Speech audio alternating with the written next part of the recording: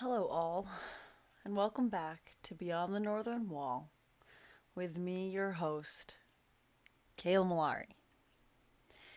This is part 2 of the Nightmare series, and it is truly a nightmare because something horrible just happened.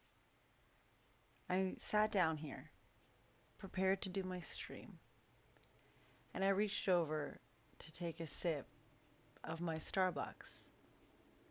And as I took a sip, I realized they did not give me a grande iced mocha with extra ice and extra whip. They gave me a frappuccino. And that, ladies and gentlemen, is a true nightmare. I'm kidding. Ironically, I did text Core. And their responses are exactly what I'd hope in true Coresman. Appalled, saddened, horrified. It's pretty accurate. I know. Thank you all. I thank you, Sarah, for that F in the chat.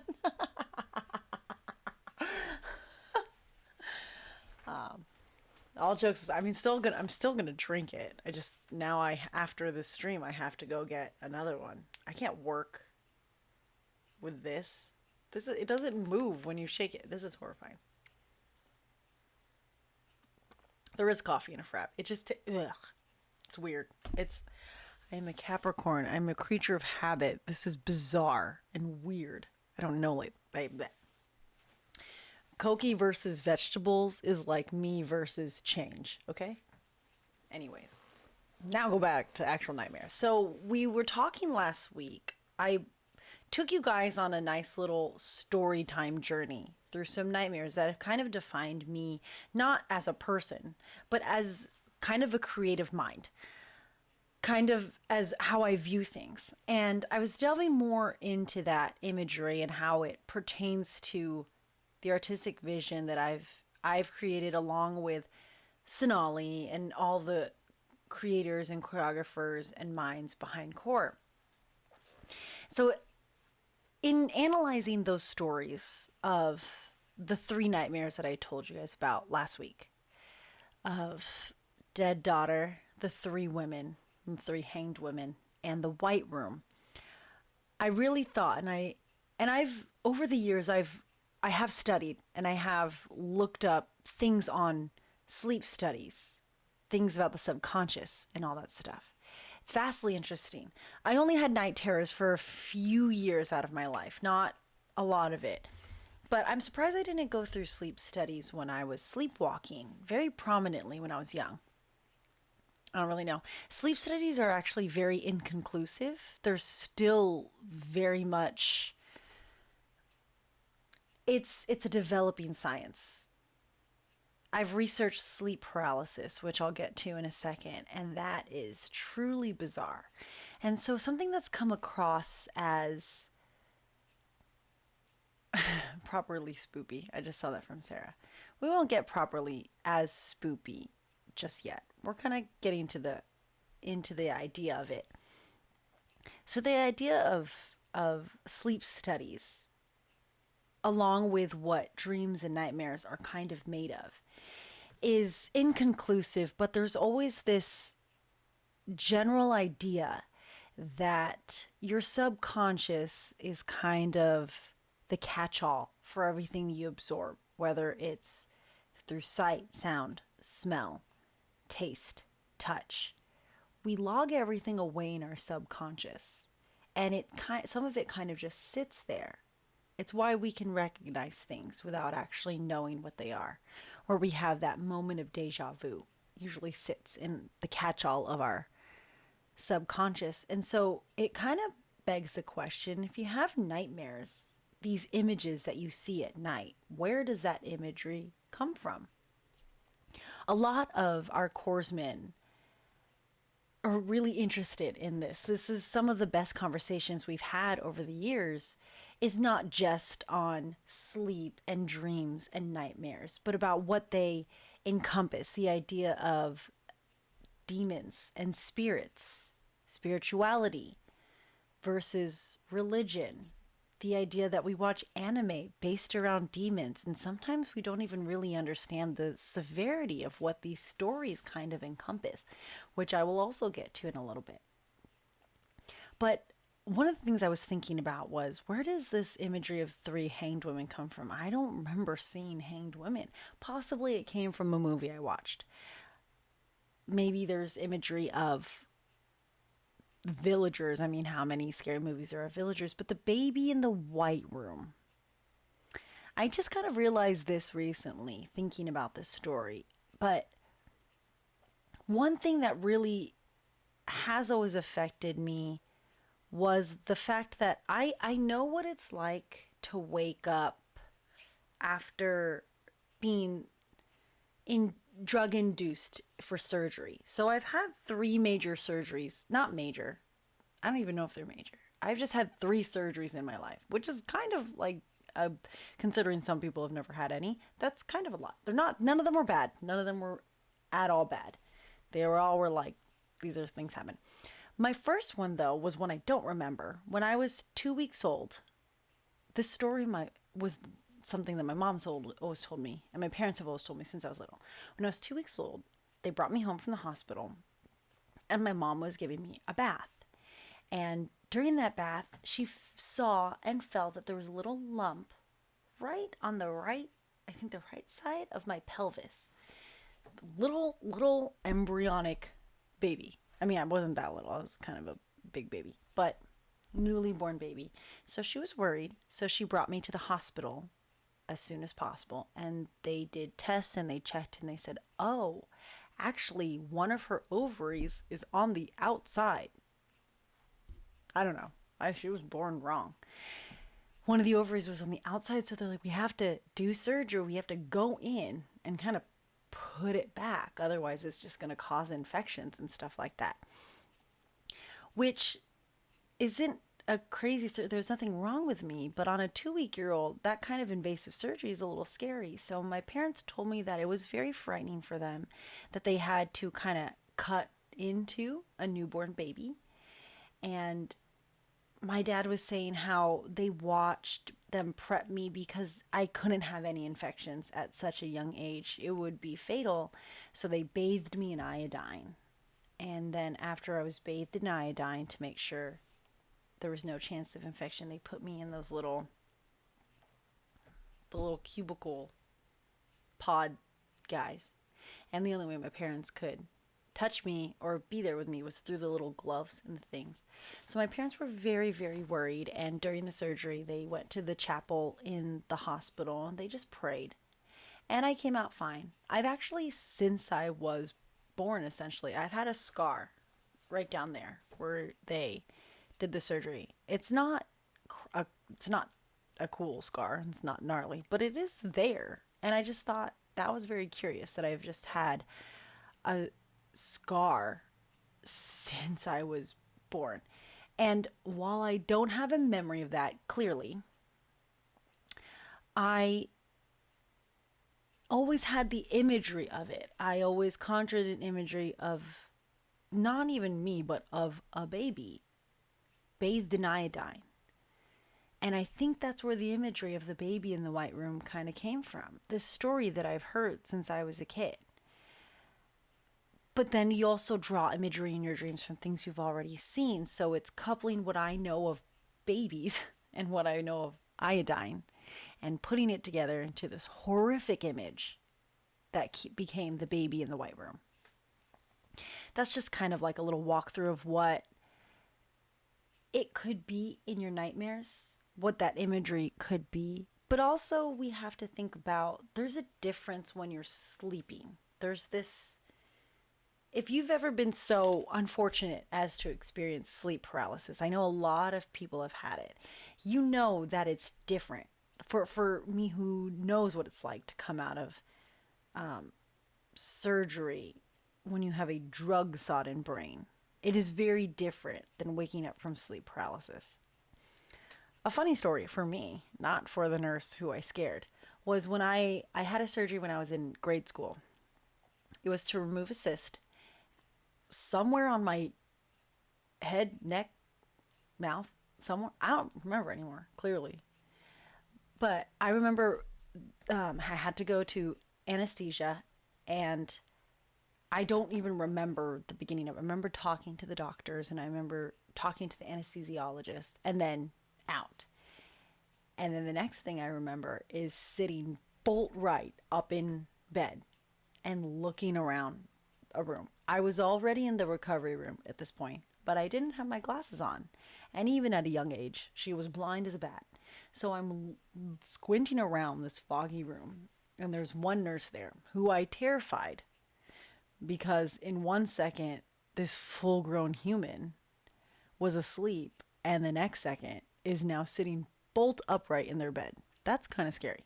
And I looked her in the eye, her blurry eye, and I went, oh, they're still doing the surgery. And so I put myself back to sleep because I was in the middle of surgery. When I finally did wake up fully, my sister was there and my dad were there, and they were helping me get dressed and leave.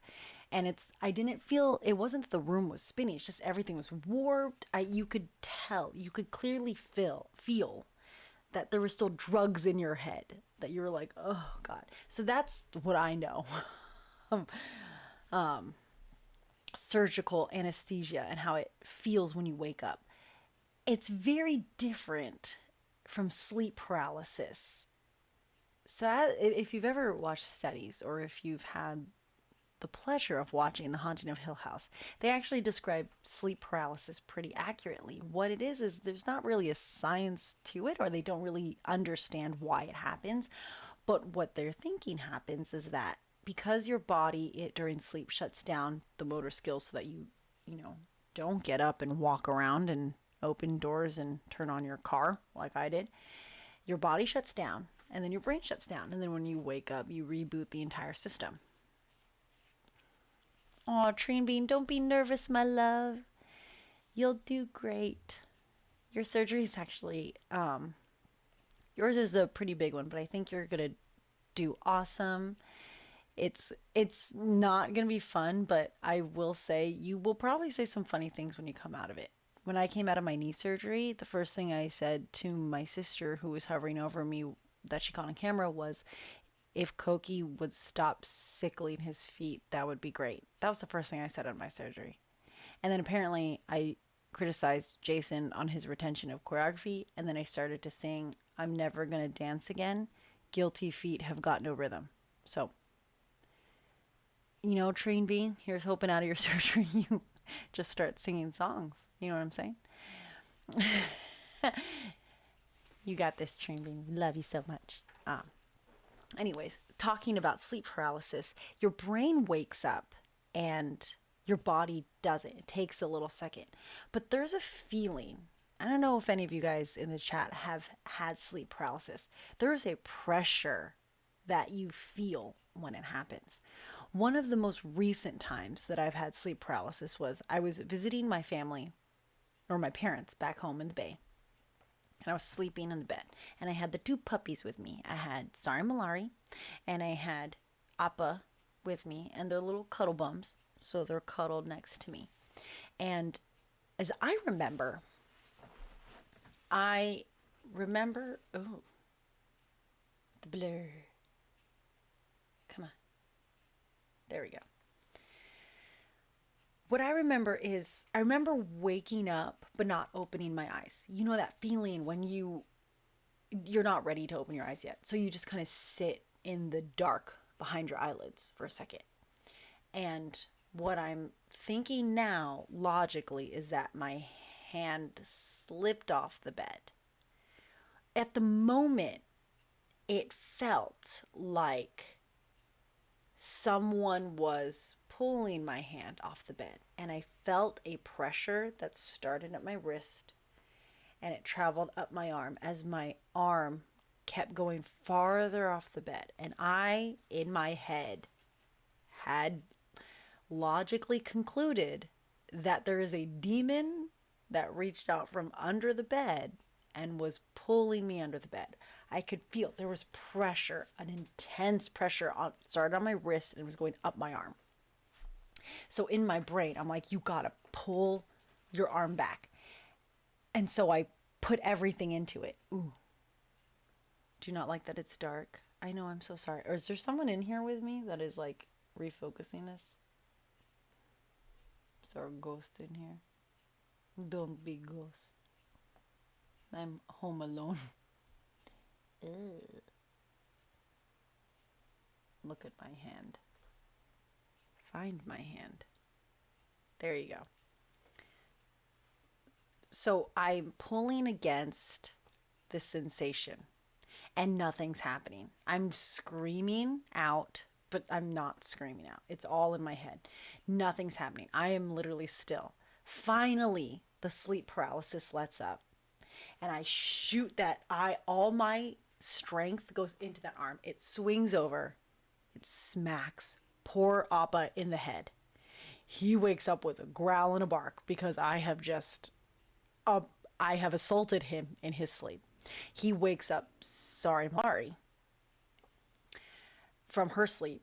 They bolt because I have just smacked the bejesus out of them. And I got up out of bed. All the adrenaline in my legs meant that I had no control for my motor skills. And I ran downstairs. And my lovely mother is a night owl just like me. So it's like 3 a.m. and she's curled up in front of the TV watching a movie. And she sees me come down and she's like, "Hey, are you okay?" And I was like, "Mom, oh my gosh, there was a demon and it was pulling my arm under the bed." And she was like, "No." And I said, "Mom, I'm scared.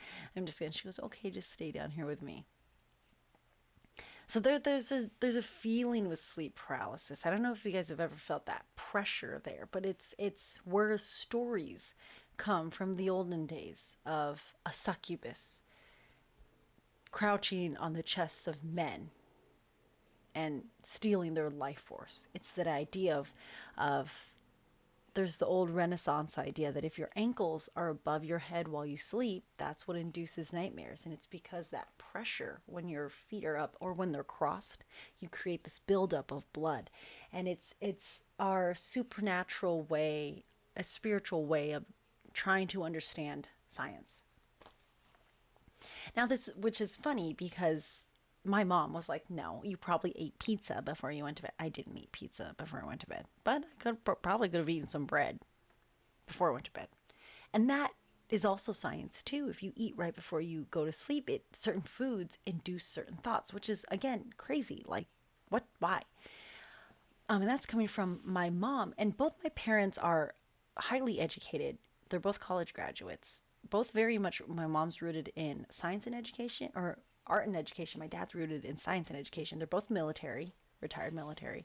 And yet they also grew up being very Catholic, very Filipino cultural, and very spiritual.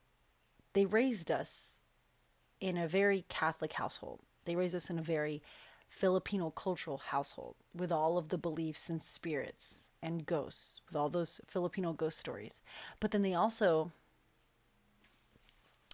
raised us understanding Eastern and Western astrology, understanding that there's a meaning behind the stars and the placement, while still understanding that astronomy and the science of stars is something to be beheld.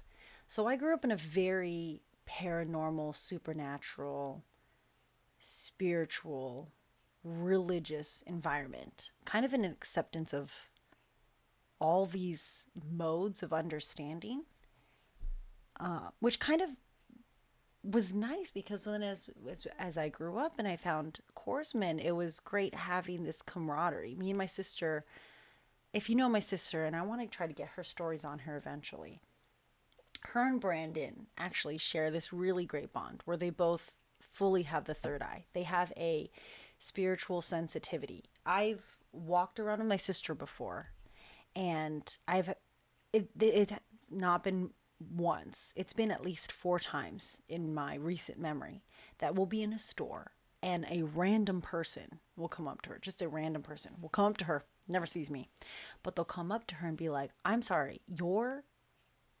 aura or your energy is pulsating. Like I can see it and I can feel it. It's very strong. You are very in tune with the spiritual realm." And she'll be like, "Yeah, that's been said to me a lot." Her whole life.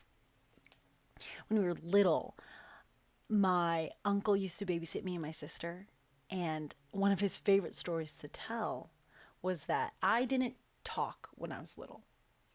Ironically, as much as I talk nowadays. But when I was younger, I didn't speak like ever. I don't think I spoke to people until I was about 5 years old. I knew how to speak, I just didn't speak to anyone else except for my sister. I only spoke to my sister, and I only ever spoke to her in private.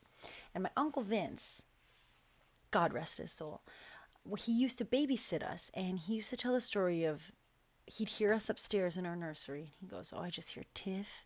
I hear Tiffy chatting away." And then you hear Kayla in her deep voice chatting away. And they just keep talking and talking. And he was like, they're playing up there. They're having full conversations, but they're not talking to each other. And then my sister came down. And so he like called. He goes, "Hey, Tiff, uh, who are you guys talking to up there?" And my sister used to answer, "Grandma and Grandpa." Our grandma and grandpa died before I was born. They passed away. And my Uncle Vince said that was not the first time that my sister said that she had talked to our grandparents on my dad's side who had passed away before. They used to show her pictures of my grandparents in albums, and she'd be like, "Oh yeah, that's the man that visited us, with Aputek. He was the man who came visit. He was wearing a leather bomber jacket, which is the leather bomber jacket that my dad had and that he would eventually pass down to my sister." And so that was always a thing since we were kids. This like idea that my sister always had this attraction for ghosts. And then that's why her and Brandon call each other brother and sister, because Brandon is the same way. Brandon once walked into my house, and at HQ, there was a lot of different ghost stories that happened at HQ. Not just for me, but anyone who lived there, everyone was there. There was just moments where people were like, something weird happened. It's weird. And so I just was okay with the fact that I lived with three ghosts. But one of the first nights at HQ, Brandon walked in, and we already know at this point that he's very susceptible to energies and ghosts and spirituality. And when he first walked in the door and sat in the living room, he just looked at me. He goes, "You have a ghost here." And I told him, I said, "Yeah, honestly, I felt that." And he goes, "Is it weird that I think he's like a younger but middle-aged man?" And I said, "He's a white guy and he doesn't have hair. He's bald, but he's pretty young." And Brandon said, "Yes, yes, he is bald. He's standing outside on your balcony right now." And I remember he said that, and that was so scary. And I thought, I was like, but he's a benevolent spirit. He's like, "Oh yeah, he's pretty chill. He just is there."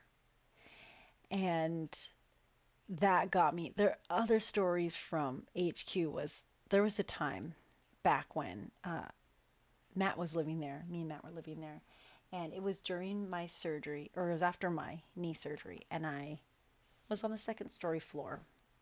And Matt was taking a shower upstairs. And the stairs were lit. And then I see someone hunched over with like a huge white towel go down the stairs. I see Matt go down the stairs. And he has to grab something on the first floor. And so I call out to him. The stairs are like not far away. They're just right there. So I call out to him. I go, "Hey," as he passes by, as he hunches over. I go, "Hey, turn on the light.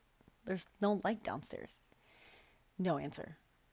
I go, "Matt, turn on the light."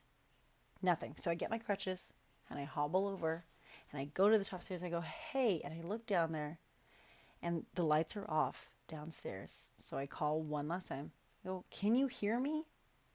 From upstairs, from the third story, I hear Matt go, "Who are you talking to?" I did not have a knee at this point, but I will tell you, I bolted up those stairs. I threw the crutches away and I dragged myself up 2 flights of stairs. And I said, I thought you walked down the stairs and you were on the first floor, not on the third floor. And he said, no, I've been in here in the bathroom this whole time. I said, okay, I legitimately just watched something in white, in a white towel, go downstairs. Um, Terrifying. Another scary ghost story, yeah. HQ was everyone was coming over one day to work on cosplays, and I was downstairs. The way HQ is it used to be 3 stories, and the first story was the library and my workroom. And then you go up the stairs. The second story was the kitchen and the living room, and then the third story was all the bedrooms. Rostin and Rio were already up on the second story, and they were talking, watching TV, and I'm waiting for other chorsmen to come by. I'm sitting at my desk like I am here, and my desk, the way it's set up, is if I'm facing my desk.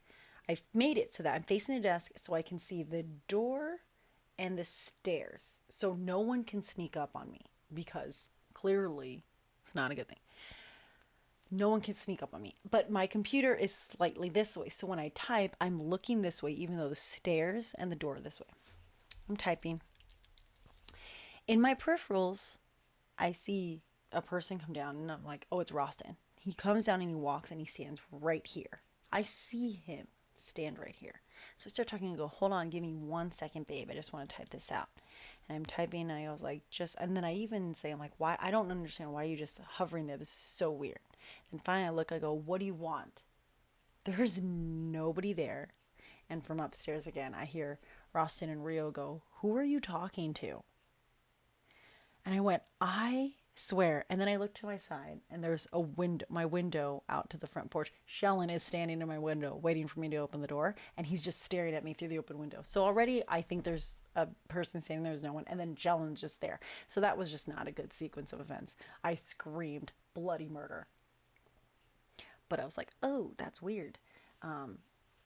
So yeah, the paranormal has just kind of been around core for forever. Brandon did the ghost thing once more at Amanda's new place when she moved into a new place, a house that had been there since it was a long-standing house that got renovated, and they were renting out in L.A. And Brandon walked in, and she said, "Do you feel it?" And he said, "You have 2 little mischievous spirits running around." And she goes, "Yes." Oh my gosh. She's like, "Are they kids?" And he goes, "Yeah." She's like, "I had a feeling." He's like, "Yeah, they're not bad, but they're mischievous." But Brandon has had experiences where he he has gone into places and be like, this is nope, this is bad juju. So between my sister and Brandon, they're kind of like our dowsing rod for good and bad spirits.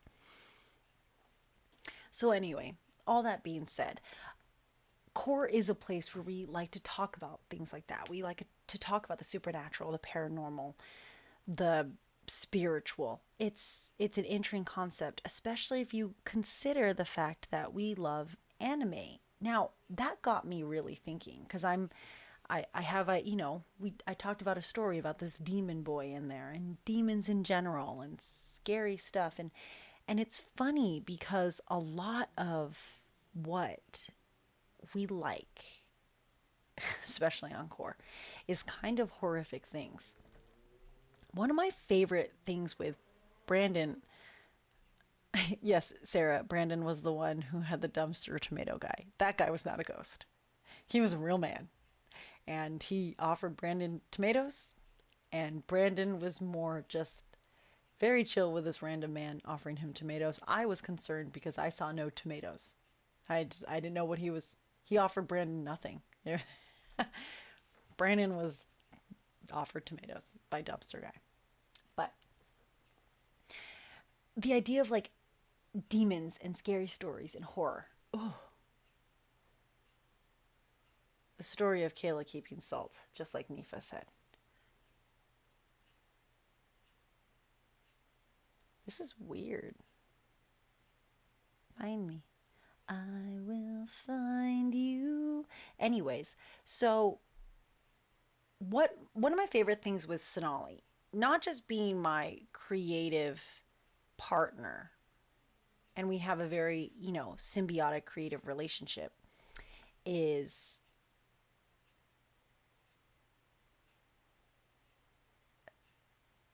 Sorry, I'm just waiting for this to go back. Can you find me? It doesn't like when I come out of the shadows. Oh, there it is. So me and Sonali are scaredy cats. We're like major scaredy cats. Well, okay. Sonali, you can open a door in the house you live in, and she will drop to the floor and scream bloody murder. And yet you can sit her down in front of a scary movie that half the team won't even watch. And on the part where someone else in the room is screaming because it's so scary, she will openly laugh and point because she thinks it's funny. So, this is the kind of person, crazy little Aries ram, that we're talking about. And something that me and Sonali have developed in our friendship and our soulmate friendship is that we love scary movies, horror movies. I don't I don't think we were like that before, but that's like something we've developed with us. We love watching things that just scare the bejesus out of us. One of my favorite hey, yes. But one of my favorite times to going to watch a scary movie was we went to go watch The Conjuring in theaters. And it was me, Soulmate, and Hidalgo and Rostin. And it went Hidalgo, Soulmate, me, Rostin. Now that I think about it, it was totally Jean, Sasha, Hanji, Levi, which we didn't even realize at the time. Me and Sonali love going to scary movies in theater. And we are gripping each other. We are definitely scared, but we're still watching it. We're having so much fun. Rostin cannot handle scary movies, especially anything that has to do with demons or possession or ghost stories. That is not his steez. He hates every second of it. And Hidalgo at the time too was not having the conversation. So the two boys are just Rostin's like upset. He's upset. He can't sit still. He's like trying to be okay with his life choice at that moment, and Hidalgo is just like not moving, and me and Soulmate are just screaming and laughing at the same time. But that's also something that we enjoy too. So naturally, when it comes to anime and we get to like the scarier anime, we really enjoy it. However, if you think about it, the anime that we watch and the stories that we watch are actually truly horrifying, and yet there's something so intriguing and so interesting about horrible, frightening things that we kind of forget how frightening they are. It's the same thing of why are nightmares so intriguing? Why do those stick with us more than the dreams? Why does, even though none of us would ever want to meet a demon in real life, why do we love stories about demons? Why do people study demons and demonology? Why do we find sleep paralysis or sleep studies so interesting? Why do we find these horrible things so interesting? And I'll give you an example. I was trying to think about horror anime, and there are some purely straight up horror anime out there. Nifa, as much as Nifa hates horror, she does like Tokyo Ghoul. And Tokyo Ghoul, like, okay, when we did horror for Oh My Otaku, it was to poke fun at the gratuitous nature of blood and gore and violence and torture that happens in horror anime. It it is insane.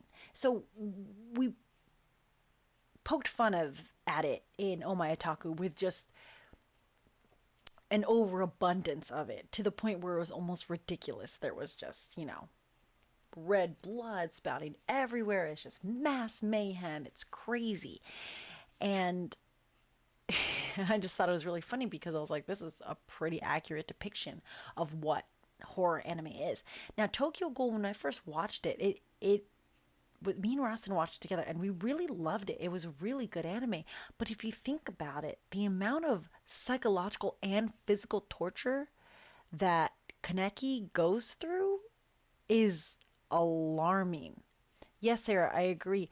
Anime desensitizes people to violence. The amount of blood and torture in Tokyo Ghoul is alarming. But think about this. that's Tokyo Ghoul is clearly a horror. But you think of something like, if I gave you the example of Inuyasha, you're not gonna think Inuyasha's horror. It's just another shonen. It's another action one. But I remember this story when we got the backstory of Noraku and the imagery of all those demons swarming into his body. First of all, the depiction of demons in Inuyasha is yuck, disgusting. They're all bugs. They're all like buggy. Or they all look slimy and like disgusting and just horrendous. I mean, even Moroku used to have murder hornets in his wind tunnel, which, let me say that again, murder hornets in his wind tunnel. That in alone is so violating, and like they used to nick the sides of his wind tunnel and then his wind tunnel would consume him whole. Like, that is horrifying. That is alarming.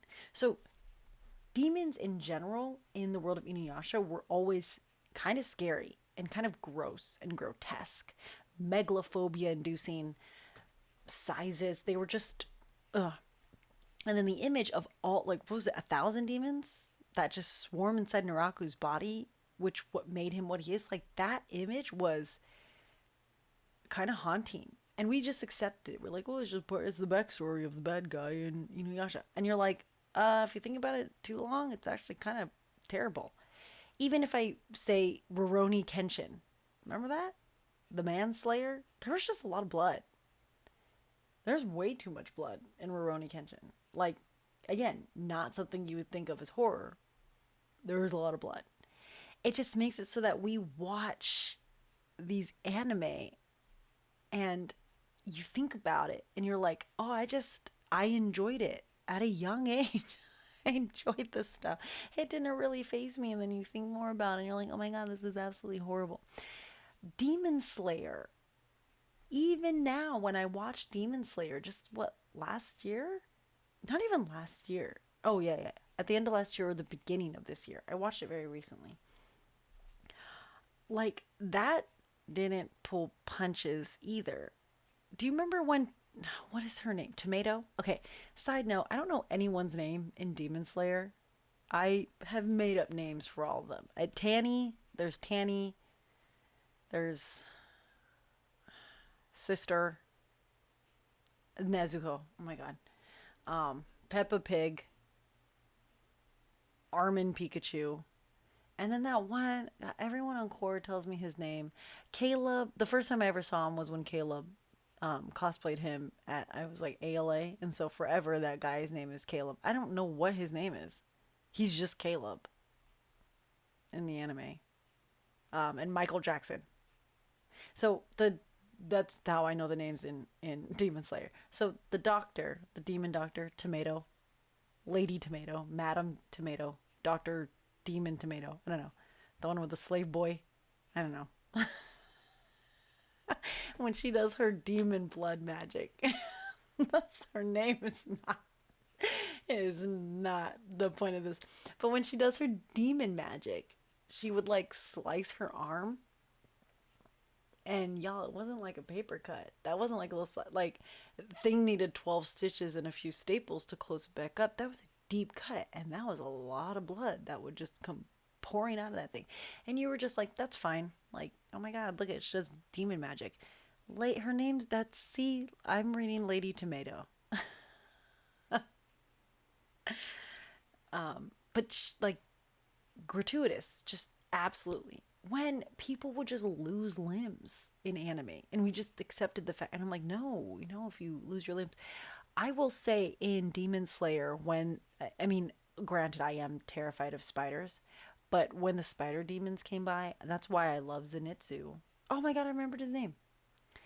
Zenitsu is my favorite character because he said exactly what we were saying in tandem together as I was watching it. I was freaking out. And when I freak out, Cora knows, I kind of just laugh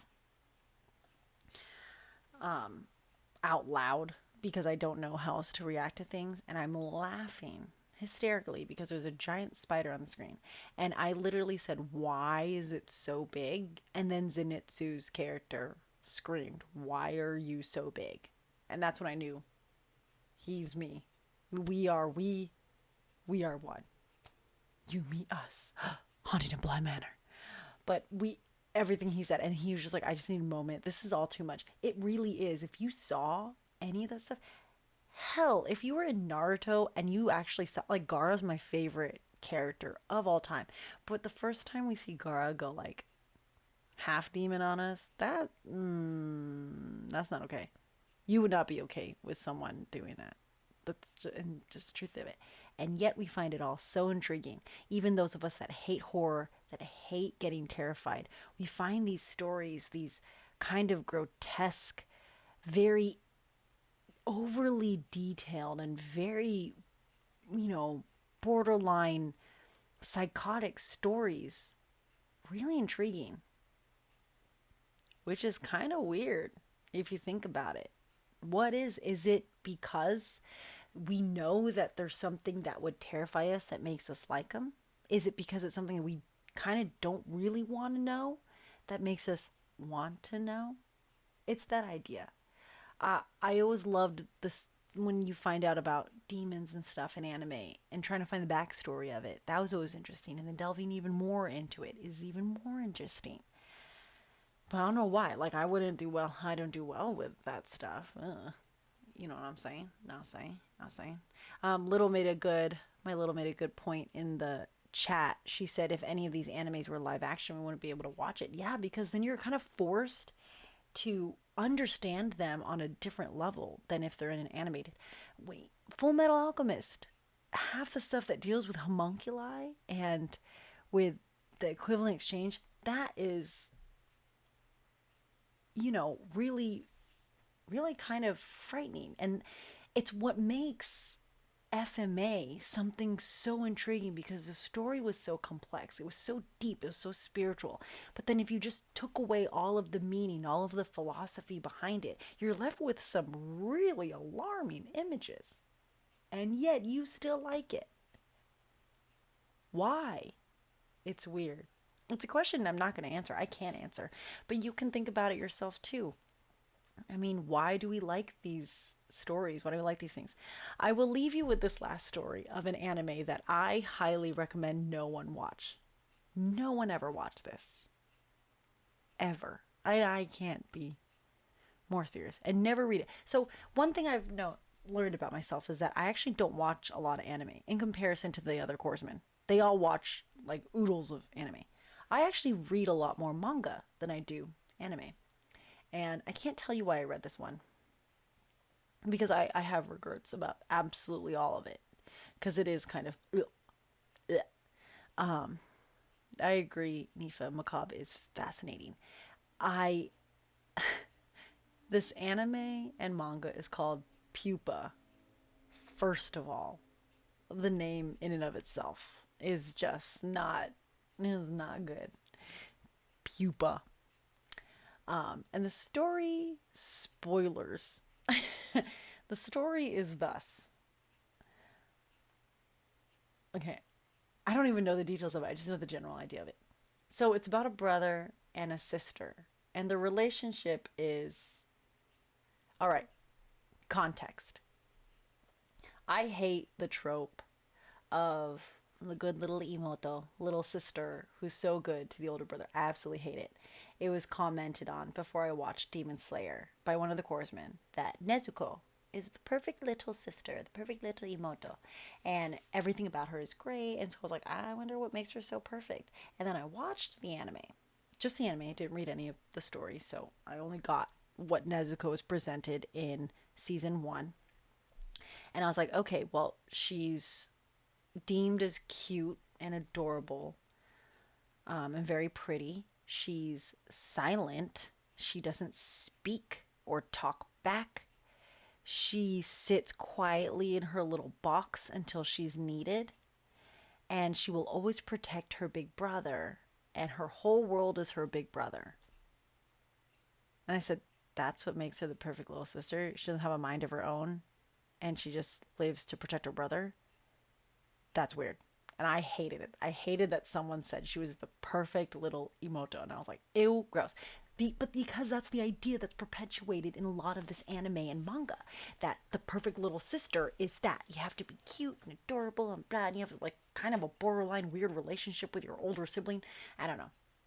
So, anyways, Pupa is about a brother and a sister, an older brother and a younger sister, and something happens. Okay, I don't know if like they got infected or they got sick. Something, I don't know if it's like alien virus.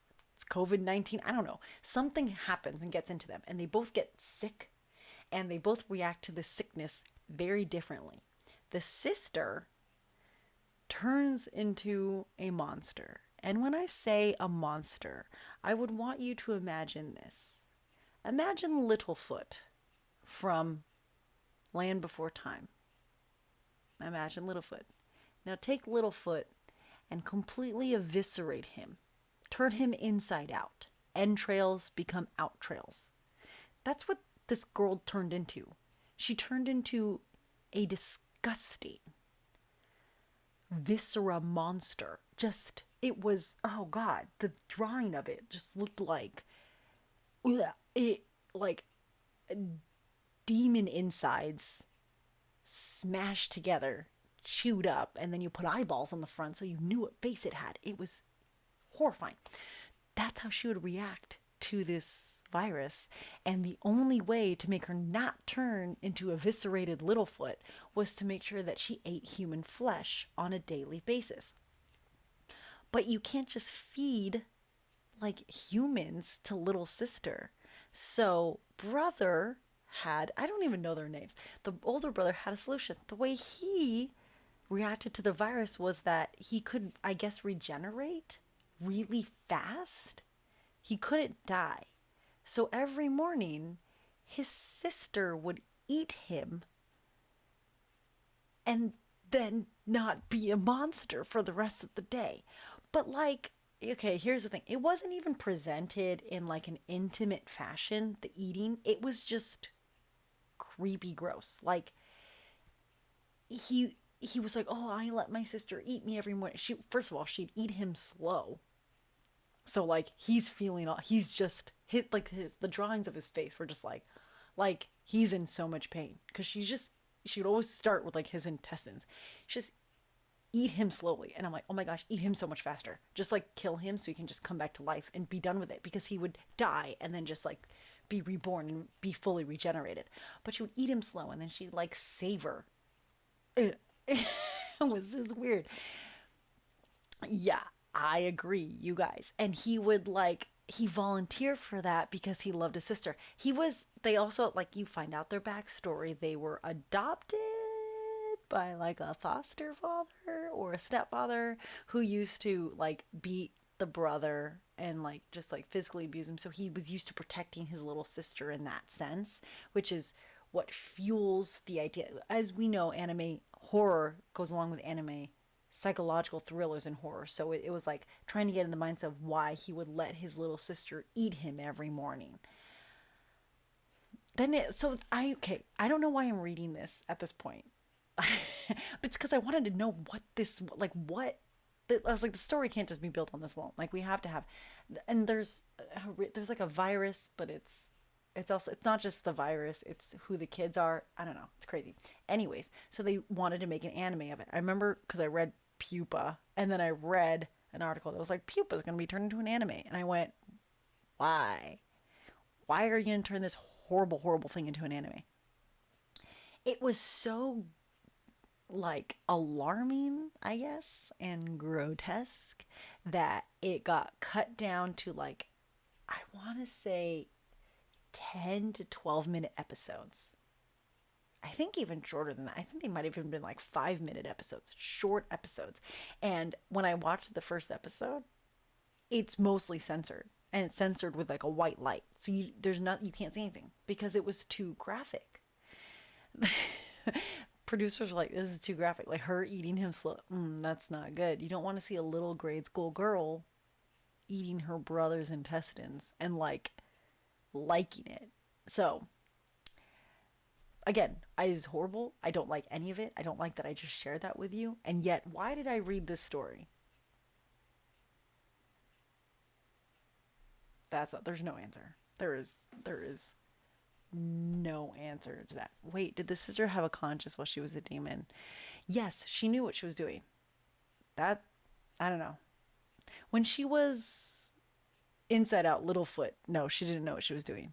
But she had to eat human flesh so she wouldn't turn into inside out Littlefoot. Um, it was, it was just one of those. So that episode was all over the place because I had a stream of conscious and then it just kind of went.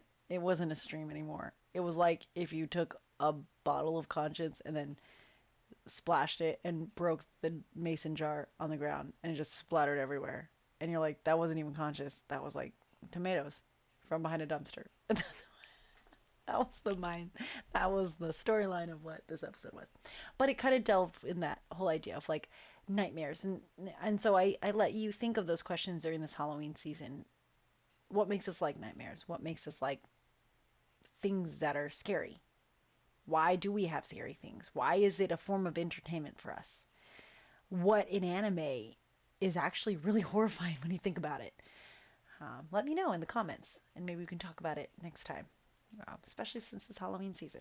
But, anyways, that was part 2 of the Nightmare series.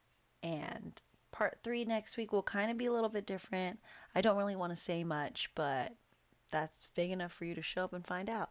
Quote unquote from Joseph. What I do have to say before we leave is that this weekend we have an exciting thing happening, as some of you already saw from the promo video. Clearly I'm blurred because we have a performance for Anna Marketplace on Saturday, October 17th at 5:10 p.m. on Anna Marketplace's Twitch.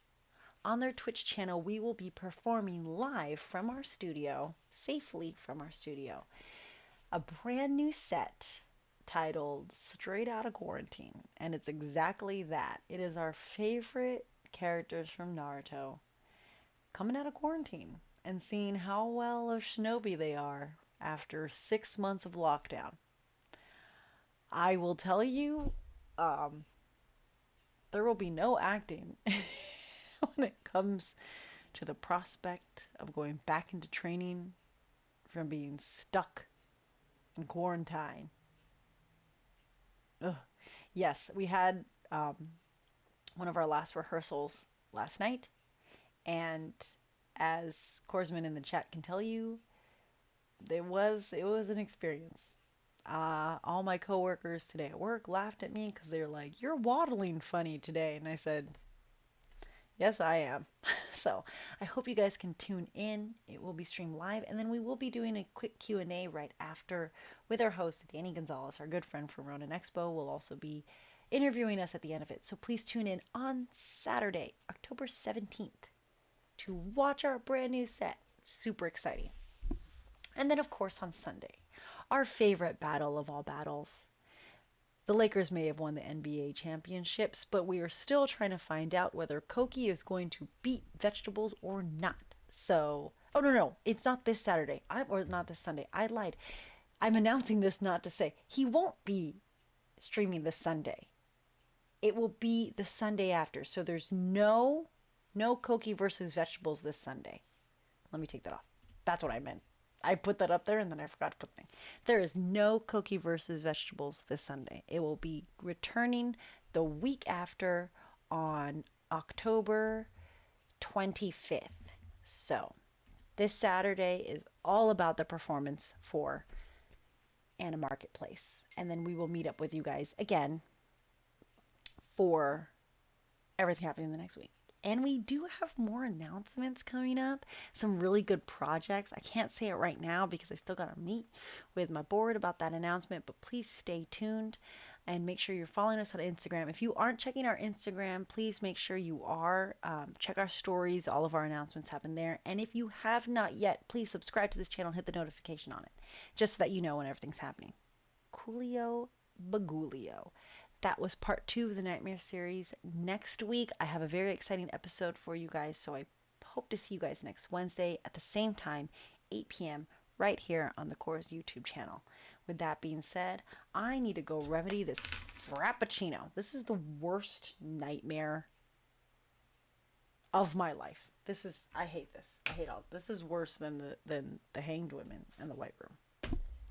Anyways, sotomato on 3. 1, 2, 3. Sotomato. See you guys later.